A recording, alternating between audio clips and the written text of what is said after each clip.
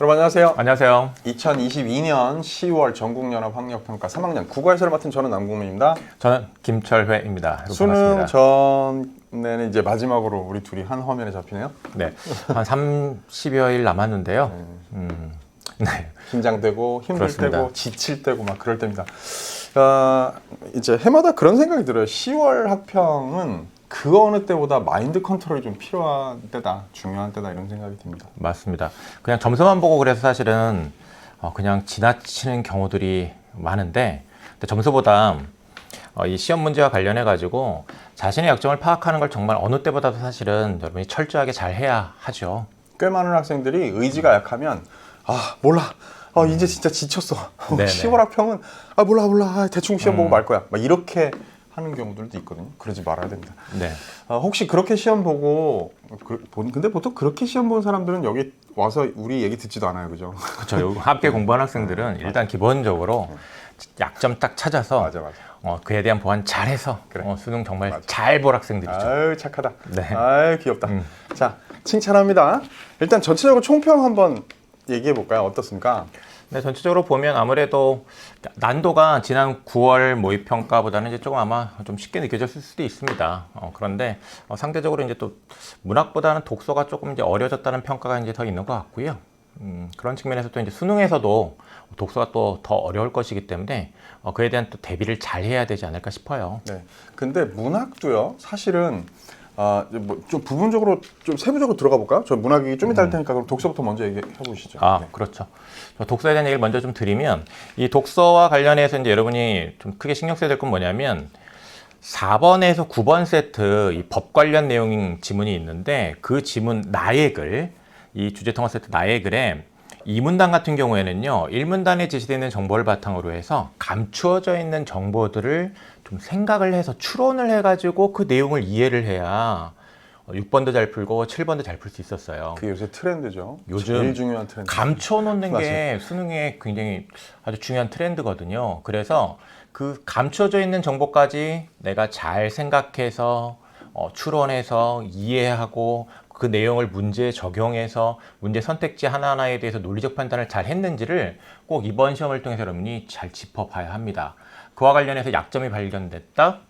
연습해야죠. 이 해설 강의를 바탕으로 해서 연습하면 수능 시험 잘 봅니다.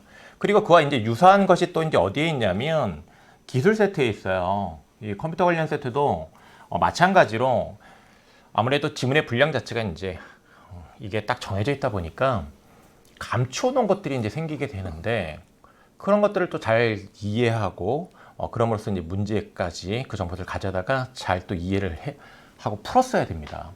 그러니까 결국 이 시험을 통해서 이제 우리가 특히 연습을 할 수 있는 것은 추론적 독해, 그 다음에 추론적 사고를 통한 문제 해결입니다.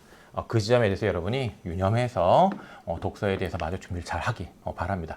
문학은 어땠나요? 문학 넘어가기 전에 네네. 최근 그 독서에서 계속해서 이제 특히나 사회 파트하고 기술 파트가 계속 어렵게 나오는 경향이 있기 때문에 그런 분도 김철원 선생님이 지금 1부, 2부 해설하실 때 그 부분에 이제 또 특별히 이제 역점을 두고 설명을 하실 거라고 생각합니다. 네, 맞습니다. 네네. 그리고 또 마지막에 또 한번 얘기하겠지만 파이널 체크 포인트 통해서 독서에서 또 중요한 거 짚어주는 게 내일 오픈하죠, 강의. 네네, 맞습니다. 여러분 근래에 사회는 매년 나왔죠. 그다음 과학은 뜨문뜨문 나왔는데요. 파이널 체크 포인트 강의에서요. 올해 어떤 것이 나올지도 예상해 드리고요.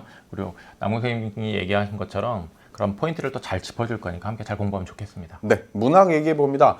문학은요, 아까 그래, 뭐 반짝반짝 옆에 하던데 문학도 하네요. 질투할 뻔했네요. 자, 문학이요. 문학 상대적으로 독서보다 쉽죠. 늘 그렇습니다. 그렇긴 한데, 의외로 이번에 문학도 어려웠다.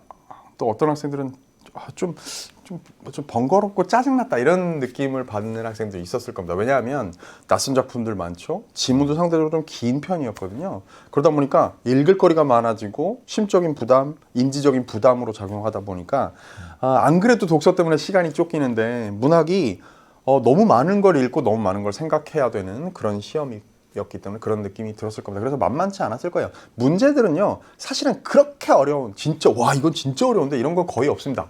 사실 문제는 되도록 평이하게 낸 어떤 경향 같은 게 느껴집니다만 지문이 주는 부담이 여러분에게 굉장히 컸을 수 있어요. 그런데 이 문제는 되게 중요한 얘기가요. 수능에서 이런 상황이 벌어지지는 않는다는 사실입니다. 열심히 공부한 학생에겐. 왜? 연계라는 게 있잖아요.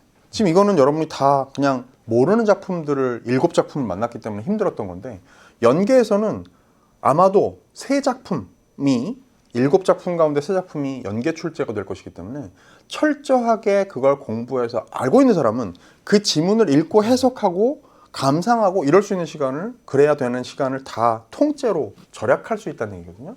지문에 대한 자신감도 높아지고요. 그렇기 때문에 분명히 확실하게 잡아놓고 간다면 오늘 같은 문학의 부담감은 느껴지지 않을 것이다.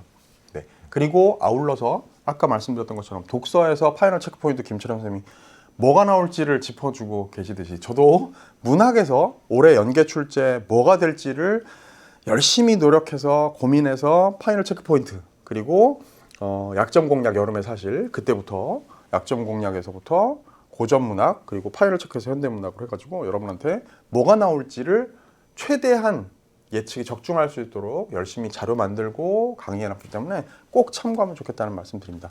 아울러 네. 문제와 관련해서 한 가지만 더 말씀드릴게요.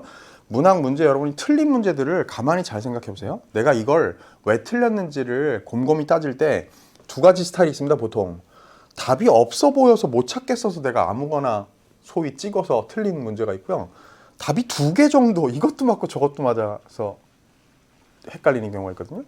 이 시험에서 이번 시험에 그런 뚜렷한 그런 함정이랄까요? 위험이랄까? 이런 게 보이는 문제들이 있습니다. 그건 제가 해설해서 3부, 4부에서 여러분한테 자세히 설명해 드리도록 할게요. 네네. 자, 언매로 갑니다. 네. 이 언어와 매체 예전에 이 해설 강의에서 이런 얘기 했었어요. 올해 같은 경우에는 이 언어 쪽이 작년에 비해서 문제의 난이도가 좀 높아지고 있다 그런 얘기 했었습니다. 그렇죠?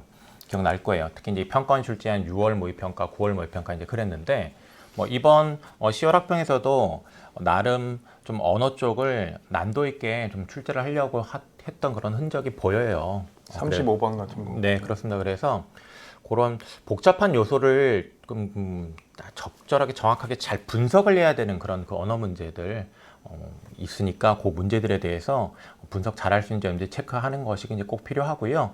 그다음에 이제 매체 같은 경우에는 계속해서 이제 기출이 계속 쌓이고 있는데 이제 쌓이다 보니까 그 안에서 전형화된 이제 패턴도 보이고 그렇습니다. 그래서 문제를 어떻게 하면 좀 더 정확하게 빠르게 잘 풀 수 있는지 그런 그 전략을 좀 일종의 이제 요령이라고 할 수도 있겠는데 그런 전략을 여러분들이 자신만의 전략을 가져서 그 전략에 따라서 문제를 잘 푸는 연습을 좀 해 나가야 할 것 같아요. 그렇습니다. 네. 특히 언어와 관련해서 마지막에 중요 개념들 같은 것들은 잘 다져놓고 수능 시험장에 들어가야 네, 되겠습니다. 맞습니다. 네, 화법까지 한번 얘기해 볼까요? 뭐 늘 그렇습니다. 전형적인 세트 구성과 전형적인 문제, 전형적인 출제 요소, 뭐 문제 유형 이런 걸로 출제가 됐죠. 다만 눈여겨봐야 될 문제가 한 2문제 정도 있습니다. 40번, 44번 정도는 여러분 좀 맞아요 선생님 저 그거 틀렸어요 이런 사람들이 있을 거예요. 그러니까 함정을 교묘하게 만들어 놓아서 꼼꼼하게 생각 안 하고 덤벙거리다가는 그대로 실수를 해버리고 마는 그런 문제들이 화작에는 분명히 있거든요. 네, 맞습니다. 여태까지 계속 있었고 평가원은 또 이번 본 수능에서도 그런 문제를 반드시 낼 겁니다. 맞아요. 그러니까 이런 예행 연습, 어떤 연습 게임을 통해 가지고 그런 데에 대한 어떤 저항력, 그런 걸 좀 길러야 되는 시험이다라는 사실을 기억하시고 제가 5부에 가서 열심히 자세히 또 설명을 해놓도록 하겠습니다. 40번 얘기를 해주셨는데요. 작년 수능에서 화작에서요 정답률이 정말 낮은 문제가 하나 있었어요. 엄청나게 낮았죠. 네, 근데 그런 문제가 이번 수능에도 꼭 있을 겁니다. 네, 있을 겁니다. 있을 수밖에 없어요. 맞아요. 그 이유에 대해서 여기서 자세히 설명할 수는 없지만 있으니까 그에 대한 대비 자세히 설명해 주세요. 너무 나중에 기다릴 수 있겠어요? 나중에. 여러분 그런 문제가 있다라는 걸 좀 유념하시고요. 우리 민쌤이랑 그런 유행에 대해서 정말 잘 대비하는 공부를 하기 바랍니다. 네, 5부에서 정리하겠습니다. 자, 저희는요 1, 2부 독서, 3, 4부 문학, 그다음에 5부 화작, 네. 6부 언매로 여러분들의 마지막 연습 게임. 제가 오늘 있잖아요. 공지사항에다가 오기 전에 점심 먹고 우리 이제 여러분 아시겠지만 아침에 시험지 여러분 시험 볼 때 받아가지고 시험 감독도 해가면서 막 한번 쑥 풀고 와가지고 전국에서 제일 빠른 해설 강의 제일 먼저 매일 하잖아요. 근데 준비를 하고 급식을 먹고 그 다음에 출발하기 전에 공지사항에다가 글을 달고 왔어요. 근데 그때 제가 이런 얘기 썼습니다. 마지막 연습 게임을 여러분이 지금 치르고 있다. 그 중에 지금 점심시간이다. 라고 얘기했거든요. 근데 마지막이라는 말에 강조점을 찍으면 초조하게 느껴질 것 같아. 근데 연습 게임이라는 말에 강조점을 찍으면요. 그래 괜찮아. 이 결과는 진짜 그야말로 연습 게임이니까 라는 마지막 이 시험임에도 불구하고 그런 좀 여유를 회복할 수 있을 거라는 생각이 들었습니다. 맞습니다. 여러분 띠틀 할 때 딱 발판 있잖아요. 그 발판을 정말 잘 구르면 띠틀 가뿐하게 넘을 수 있습니다. 이 10월 학평 해설 강의가 이제 여러분에게 그런 그 발판 같은 그런 강의가 됐으면 좋겠고요. 자, 우리 마지막으로 이제 힘을 좀 줘야 되지 않겠습니까? 잠깐만요. 해마다 저희들이 수험생들과 함께 수능 개념에서부터 마지막 수능 당일의 해설 강의까지를 계속 아주 오랜 세월 동안 해오고 있습니다. 수능 개념이면 개념, 특강이면 특강, 완성이면 완성, 힘 하나도 안 들이고 대충 찍는 강의 없는 건 다 아실 텐데 그 중에서도 특히 신경이 많이 쓰이는 게 뭔가 적중을 해줘야 되는 파이널 체크 포인트 강의예요. 여러분 그래서 독서 김철현 선생님도 문학 저도 심혈을 기울여서 어쨌든 자료 만들고 여러분한테 최대한 아까운 시간 아깝게 흘러갔다고 생각하지 않도록 열심히 강의 제작해서 내일 오픈할 예정이니까 파이널 체크 포인트로 큰 도움 받았다는 기쁨의 환호성 같은 게 수강후기 게시판에 넘쳤으면 하는 바람입니다. 맞습니다. 네네. 끝으로 다음번 저희가 여기에 한 화면에 잡히는 건 수능 해설 강의고요. 그건 여러분이 듣지도 않아도 될 가능성이 높습니다. 수능 대박 날 거니까 그렇죠? 자. 끝까지 남은 시간은 많지 않지만 최선을 다하라고 저희들이 힘 불어 넣어드리고 끝내도록 하겠습니다.